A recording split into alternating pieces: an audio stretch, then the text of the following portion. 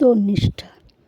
আমি যাকে চিনি জানি সে এক সুন্দর মেয়ে, বউ বলতে পারেন।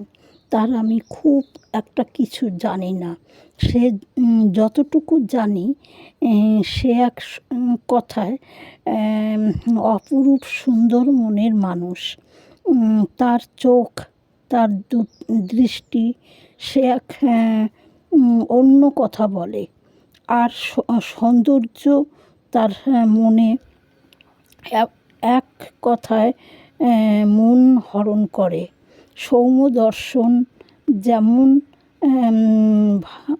গলার স্বর আমাকে আকৃষ্ট করে। তাই দেখি আর ভাবি সে সর্বগুণে গুণান্বিত মানুষ। তাকে আমার খুব ভালো লাগে।